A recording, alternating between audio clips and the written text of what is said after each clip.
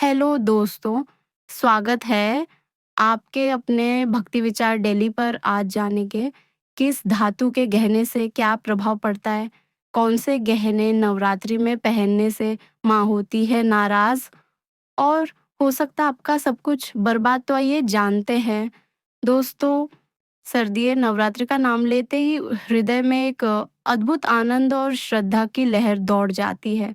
ये वह समय होता है जब ऋतु परिवर्तन के साथ वातावरण में ठंडी हवाएं चलने लगती हैं, आकाश में निर्मलता बढ़ जाती है और हर ओर भक्ति की सुगंध बिखर जाती है। ये समय केवल मौसम का बदलाव नहीं बल्कि आध्यात्मिक चेतना का जागरण भी माना जाता है। माँ दुर्गा के भक्त पूरे मन से इस पर्व का इंतजार करते हैं, क्योंकि यह 9 दिन साधना, भक्ति, संयम और शक्ति उपासना के लिए समर्पित होते हैं। इन दिनों में हर घर, हर मंदिर और हर दिल में माता के जयकारे गूंजते हैं। नवरात्रि का अर्थ केवल व्रत रखना या देवी के 9 रूपों की पूजा करना ही नहीं है। यह समय है स्वयं को साधने का, भीतर की नकारात्मकता को समाप्त करने का और जीवन को नई दिशा देने का।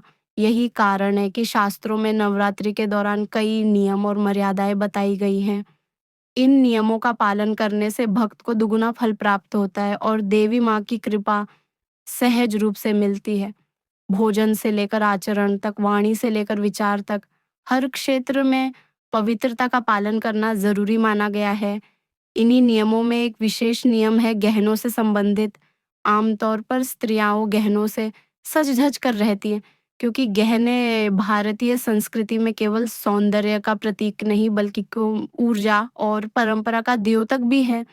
लेकिन नवरात्रि में कुछ गहनों को पहनना वर्जित बताया गया है।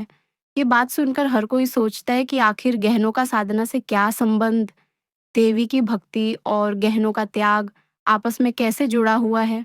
दरअसल भारतीय संस्कृति में गहनों को केवल आभूषण नहीं माना गया है। हर गहने का अपना अलग अर्थ, अपना अलग प्रतीक और अपनी अलग ऊर्जा होती है। जैसे मंगलसूत्र सुहाग का प्रतीक है, पायल को स्त्री की शोभा कहा गया है, कानों के झुमके को वाणी की पवित्रता से जोड़ा गया है। इसी प्रकार गहनों की ऊर्जाएं हमारे जीवन पर प्रभाव डालती है। इसलिए धर्म ग्रंथों और लोक परंपराओं में यह मान्यता बनाई गई कि नवरात्रि जैसे साधना प्रधान पर्व पर कुछ गहनों का त्याग करना चाहिए। विशेष रूप से 3 गहने ऐसे बताए गए हैं जिन्हें सर्दीय नवरात्रि में धारण नहीं करना चाहिए। ये 3 गहने हैं काले मोतियों की माला, पायल और नथनी। ये तीनों गहने अपने अपने प्रतीकात्मक अर्थों और ऊर्जाओं के कारण साधना में बाधक माने गए हैं। सबसे पहले बात करते हैं काले मोतियों की माला की। आमतौर पर छोटे बच्चों को काले मोती पहनाए जाते हैं ताकि उन पर किसी की बुरी नजर न लगे। ये परंपरा पीढ़ियों से चली आ रही है। लोग मानते हैं कि काला रंग नकारात्मकता को अपनी ओर खींच लेता है और इस प्रकार व्यक्ति को सुरक्षित कर देता है। लेकिन नवरात्रि साधना का समय है। इस समय साधक का उद्देश्य अपने भीतर की ऊर्जा को बाहर की ओर विस्तार देना होता है। माँ की कृपा को अपने जीवन में भरना और उस कृपा को सबके बीच फैलाना ही साधना का लक्ष्य है। ऐसे में काले मोतियों की माला पहनने से ऊर्जा बाहर फैलने के बजाय संकुचित हो जाती है। काले मोती राहु और शनि से जुड़े होते हैं और ये ग्रह साधना में रुकावट और भ्रम उत्पन्न करते हैं। इसलिए कहा गया है कि नवरात्रि में काले मोतियों की माला धारण न करें। दूसरे गहने की बात करें तो वह है पायल। पायल की मधुर झंकार से घर का वातावरण संगीतमय हो जाता है। विवाह और उत्सवों में पायल की ध्वनि को मंगलकारी माना जाता है, लेकिन साधना और उपवास के समय पायल की ध्वनि को अनुचित माना गया है, क्योंकि साधना का आधार है मौन और एकाग्रता। जब साधक मंत्र जप करता है तो पायल की आवाज ध्यान को भंग करती है। इसके अलावा पायल पैरों में पहनी जाती है और पैर शरीर का सबसे निम्न अंग है। देवी पूजन के समय पैरों से उत्पन्न होने वाली ध्वनि को अशुभ माना गया है। यही कारण है कि नवरात्रि के दौरान पायल पहनने से मना किया गया है। तीसरा गहना है नथनी। नथ भारतीय स्त्री के सौंदर्य और सुहाग का प्रमुख प्रतीक है। विवाह में इसका विशेष महत्व होता है, लेकिन नवरात्रि के समय नथनी धारण करना वर्जित कहा गया है। कारण ये है कि नथनी श्रृंगार और भोग का प्रतीक है, जबकि नवरात्रि त्याग और साधना का समय है। जब स्त्रियां नथ धारण करती हैं, तो उनका ध्यान अपने सौंदर्य और बाहरी आभा की ओर जाता है, जो साधना की गहराई को कम कर देता है। नवरात्रि का उद्देश्य है आंतरिक सौंदर्य को प्रकट करना, न कि बाहरी श्रृंगार को। इन 3 गहनों के पीछे शास्त्रों ने गहरी बातें कही हैं। यह केवल अंधविश्वास या लोक कथा नहीं है, बल्कि इनके पीछे ऊर्जात्मक और आध्यात्मिक सत्य छुपा है। हर आभूषण की एक स्पंदन शक्ति होती है। जैसे सोना सूर्य की ऊर्जा से जुड़ा है, चांदी चंद्रमा से, मोती समुद्र और चंद्रमा दोनों से। नथ शुक्र ग्रह से संबंधित है, जो भोग और सौंदर्य का प्रतीक है। पायल की ध्वनि रजोगुण को बढ़ाती है। काले मोती शनि और राहु की ऊर्जाओं को आकर्षित करते हैं। ये सभी तत्व नवरात्रि की सात्विक साधना के विपरीत है। लोक कथाओं में भी इसका वर्णन मिलता है।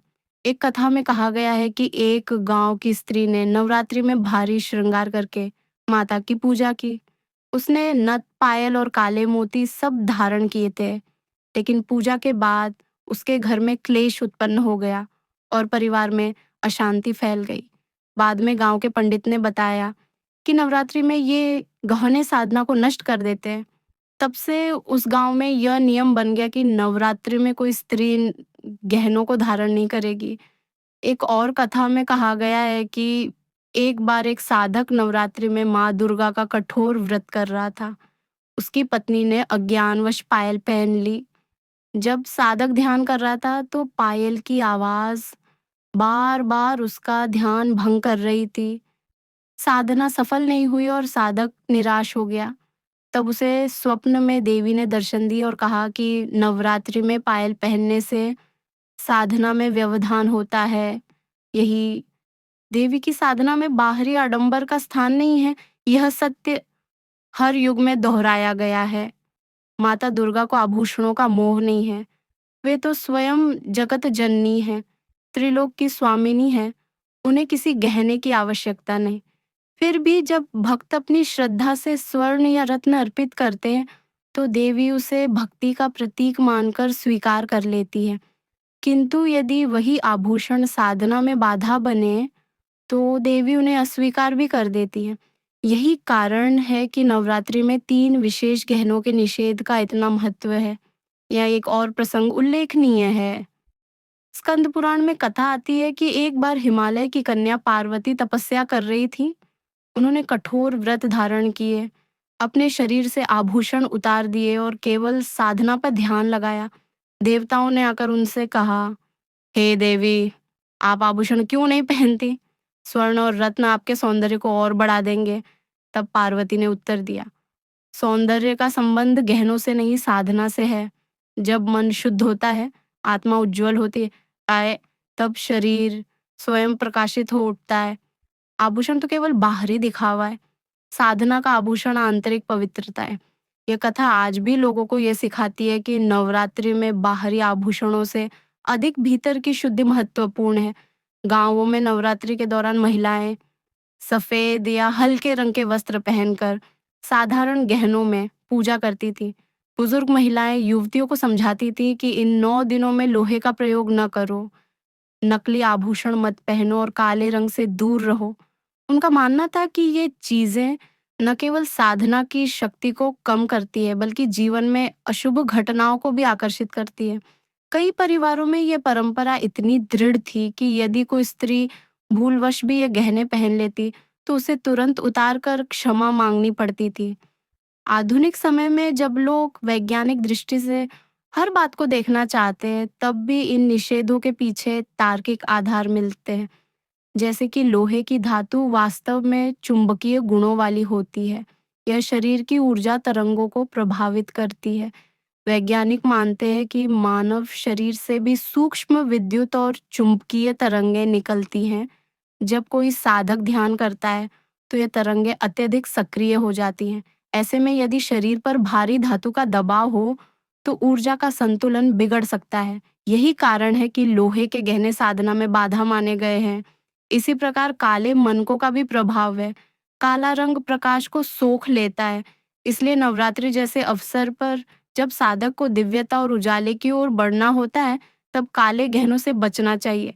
नकली गहनों की बात करें तो वे धातु और रंग मिलाकर बनाए जाते हैं।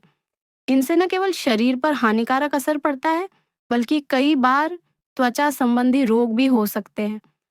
शुद्ध धातु जैसे सोना, चांदी या तांबा शरीर की ऊर्जा को संतुलित करते हैं, लेकिन नकली धातुएं इसे अव्यवस्थित कर देती है। इसलिए शास्त्रकारों ने इन्हें निषिद्ध किया। अब सोचिए, नवरात्रि में जब हम घर में घट स्थापना करते हैं, तो कितना ध्यान रखते हैं।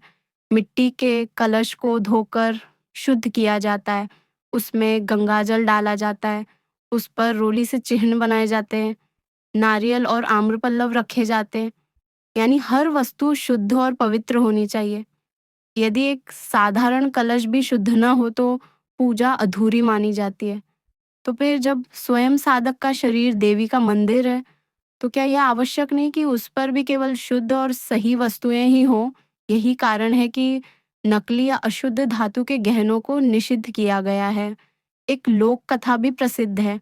कहा जाता है कि एक गांव में एक महिला नवरात्रि में प्रतिदिन माता की पूजा करती थी। वह बहुत श्रद्धालु थी, किंतु उसकी आदत थी कि वह बाजार से सस्ते नकली गहने खरीद कर पहनती रहती थी। नवरात्रि के 8वें दिन उसके घर में अचानक कलह हो गया। परिवारजन आपस में झगड़ने लगे और उसकी पूजा का प्रभाव दिखाई न दिया। दुखी होकर उसने एक संत से पूछा कि ऐसा क्यों हुआ? संत ने कहा, तुम्हारी भक्ति सच्ची है, किंतु तुम्हारे गहनों ने तुम्हारी साधना की ऊर्जा को अवशोषित कर लिया। यदि तुम इन्हें त्याग दो और सादगी अपनाओ तो देवी प्रसन्न होंगी। महिला ने तुरंत गहने उतार दिए और 9वें दिन की पूजा सादगी से की। उसी दिन उसके घर में शांति लौट आई। ये कहानी आज भी ग्रामीण अंचलों में सुनाई जाती है। नवरात्रि के 9 दिन वास्तव में आत्मशुद्धि के दिन हैं। ये केवल व्रत रखने या पूजा करने का पर्व नहीं है, बल्कि ये समय है स्वयं को भीतर से बदलने का। जब साधक इन दिनों संयम और शुद्धि से जीता है, तो उसका मनोबल बढ़ता है, आत्मविश्वास बढ़ता है और जीवन में नई ऊर्जा आती है। ऐसे में यदि वह कुछ गहनों से परहेज करता है, तो ये उसकी साधना का हिस्सा बन जाता है। यहाँ एक और गहरा आध्यात्मिक कारण समझना आवश्यक है। देवी की साधना में नव द्वार यानी शरीर के 9 द्वारों का विशेष महत्व है।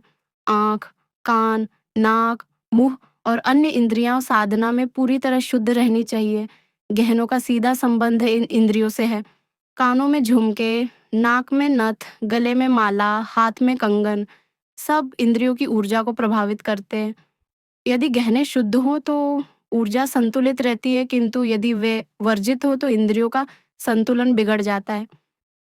यही कारण है कि शास्त्रों ने विशेष रूप से कहा है कि नवरात्रि में केवल वही आभूषण पहने जो पवित्र और सात्विक हो। आज भी कई साधक ये मानते हैं कि नवरात्रि में यदि स्त्री सादगी से केवल हल्की सी चांदी की पायल या मंगलसूत्र जैसे शुभ गहने पहनकर पूजा करे तो देवी तुरंत प्रसन्न हो जाती है। लेकिन यदि वह फैशन के नाम पर नकली या वर्जित गहने पहन ले तो उसकी साधना का फल कम हो जाता है। नवरात्रि का पर्व केवल उत्सव नहीं है, बल्कि यह तप और साधना का समय है। इन 9 दिनों में हर साधक, चाहे वह गृहस्थ हो या सन्यासी, अपने अपने स्तर पर नियमों का पालन करता है। भोजन में सात्विकता, आचरण में संयम और मन में श्रद्धा, यही 3 आधार स्तंभ है। गहनों का निषेध भी इन्हीं 3 स्तंभों से जुड़ा हुआ है। जब स्त्री या पुरुष लोहे, नकली धातु या काले गहनों से बचते हैं, तो वे अपने शरीर और मन को उस सूक्ष्म ऊर्जा के लिए तैयार करते हैं जो नवरात्रि के दिनों में चारों ओर व्याप्त रहती है। इस ऊर्जा को देवी शक्ति कहा जाता है। जो व्यक्ति नियमों का पालन करता है, वही उस शक्ति को आत्मसात कर पाता है। लोक जीवन में ऐसी अनेक घटनाएं मिलती है जब लोगों ने इन नियमों की अनदेखी की और उन्हें अनिष्ट का सामना करना पड़ा। एक बार की बात है, एक नगर में एक धनी व्यापारी की पत्नी ने नवरात्रि में व्रत तो रखा, लेकिन वही जी हमेशा हीरे, जवाहरात और लोहे के गहनों से सजी रहती थी। उसका कहना था कि देवी को भक्ति चाहिए, गहनों से क्या अंतर पड़ता है। परंतु नवरात्रि के 7वें दिन अचानक उसके घर में आग लग गई और बहुत सा धन नष्ट हो गया। जब वह रोती बिलखती देवी के मंदिर पहुंची, तो वहां के पुजारी ने कहा, देवी ने तुम्हें संकेत दिया है कि बाहरी आडंबर से भक्ति नहीं मिलती। यदि सच्चे मन से साधना करनी है तो सादगी और पवित्रता अपनाओ। इसके बाद उसने गहनों का त्याग किया और अगले वर्ष सादगी से नवरात्रि मनाई तो उसका जीवन शांतिपूर्ण हो गया। आध्यात्मिक दृष्टि से देखें तो नवरात्रि के दिन साधक का मन अत्यधिक संवेदनशील हो जाता है। ये वह समय है जब अवचेतन मन की गहराइयों तक पहुंचा जा सकता है। यदि साधक का वातावरण शुद्ध न हो या उसके शरीर पर अशुद्ध गहनों का बोझ हो, तो उसकी साधना अधूरी रह जाती है। शास्त्रों में यहाँ तक कहा गया है कि इन 9 दिनों में सोने चांदी जैसे गहनों को भी केवल आवश्यक होने पर ही पहनना चाहिए, अन्यथा साधक को बिना आभूषण के रहकर भक्ति करनी चाहिए। यहाँ एक और दार्शनिक तथ्य सामने आता है।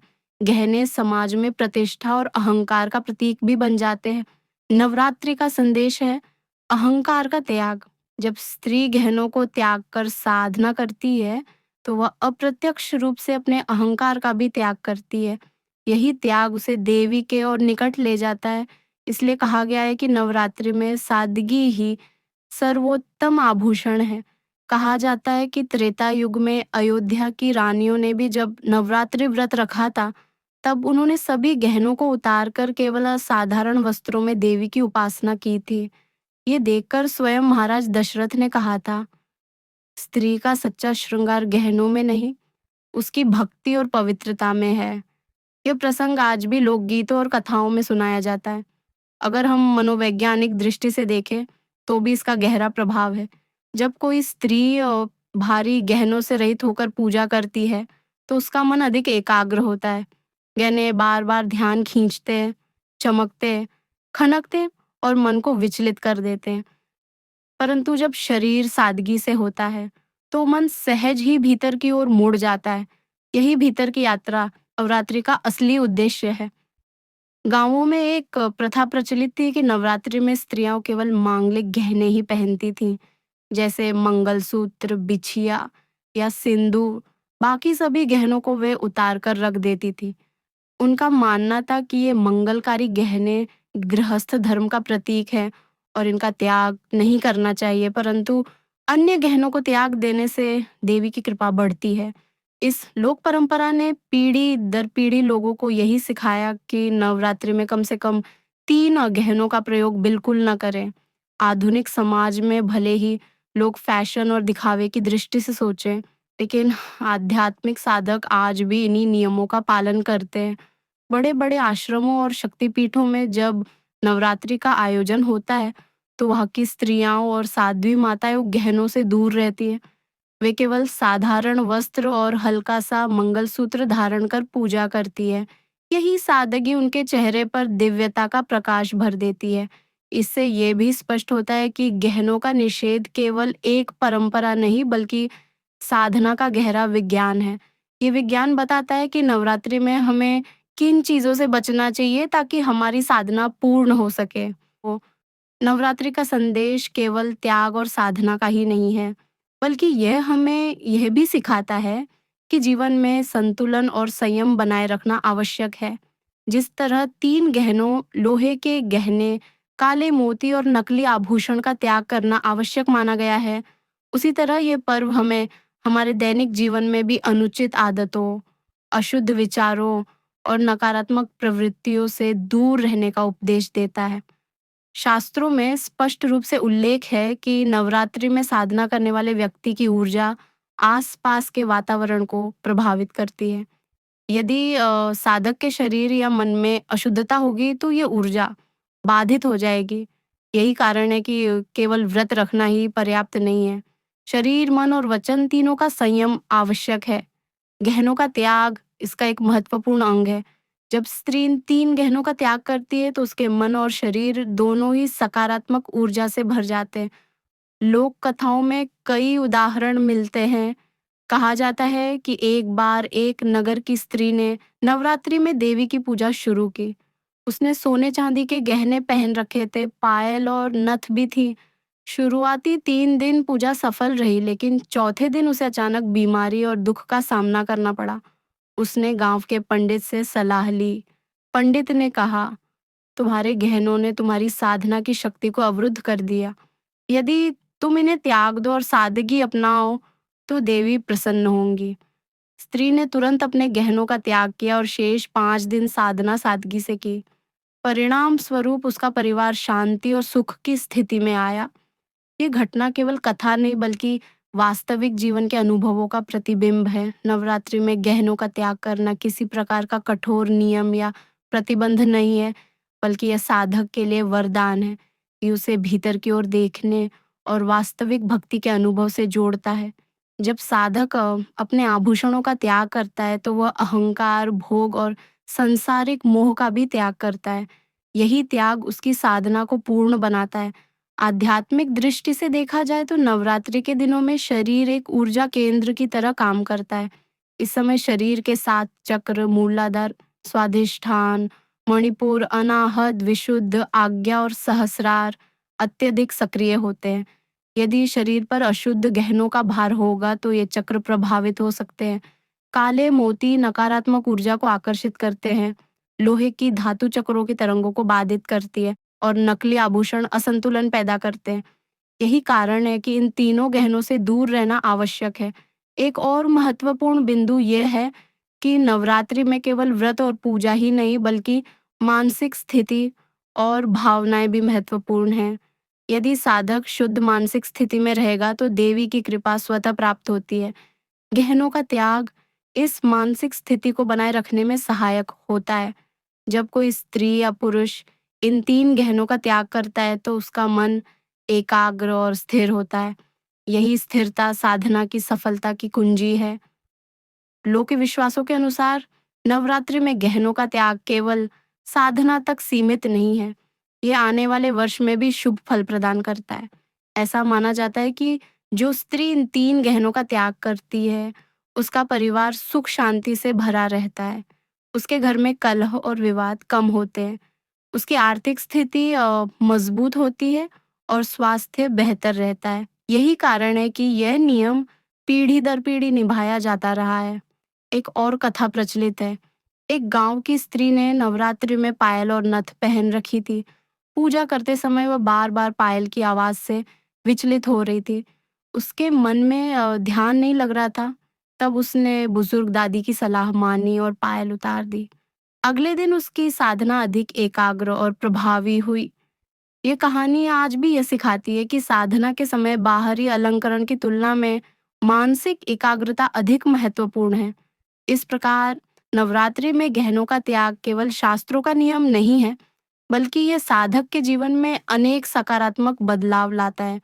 ये त्याग केवल आभूषणों तक सीमित नहीं बल्कि आंतरिक गहनों जैसे अहंकार, मोह, लालच और वासनाओं के त्याग की भी प्रेरणा देता है। जब व्यक्ति इन सब का त्याग करता है, तो उसकी साधना पूर्ण होती है और देवी की कृपा स्वतः मिलती है। अंत में ये समझना आवश्यक है कि नवरात्रि का मूल उद्देश्य है आत्मशुद्धि और भक्ति। बाहरी आभूषण केवल हमारे विचारों और ऊर्जा के प्रतिबिंब होते हैं।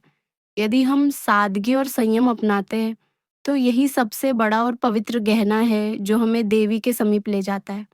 इस पर्व में 3 विशेष गहनों काले मोती, पायल और नथ का त्याग इसलिए अनिवार्य है ताकि साधक अपनी भक्ति और साधना में पूर्णतया केंद्रित रह सके। नवरात्रि के 9 दिन हमें यह सिखाते हैं कि सच्चा श्रृंगार मन और आत्मा का होता है। जब मन पवित्र होता है, विचार निर्मल होते हैं और भावनाएं सात्विक होती हैं, तब जीवन स्वयं प्रकाशमय हो जाता है। यही वास्तविक नवरात्रि का संदेश है। इस प्रकार सर्दीय नवरात्रि में इन 3 गहनों का त्याग करना न केवल शास्त्रों का निर्देश है, बल्कि यह हमारी साधना, मानसिक शुद्धि और जीवन में सकारात्मक ऊर्जा के लिए भी आवश्यक है। ये त्याग हमें भीतर से मजबूत बनाता है, हमारी भक्ति को गहरा करता है और देवी की कृपा को आकर्षित करता है। इसलिए हर भक्त को चाहिए कि वह नवरात्रि में इन 3 गहनों से दूर रहे और केवल साधना, भक्ति और सादगी को अपनाए। नवरात्रि का ये पवित्र समय केवल 9 दिन का नहीं बल्कि ये जीवन के प्रत्येक क्षण में हमें शुद्धता, संयम और भक्ति का पाठ पढ़ाता है। गहनों का त्याग इसका एक महत्वपूर्ण अंग है। यदि हम इसे अपनाएं तो जीवन में सुख, शांति और समृद्धि स्वतः प्रवाहित होगी। यही सच्चा संदेश है। तो दोस्तों, कैसी लगी आपको ये वीडियो? अगर लाभकारी हुई तो कृपया वीडियो को लाइक, चैनल को सब्सक्राइब करना ना भूलें। धन्यवाद।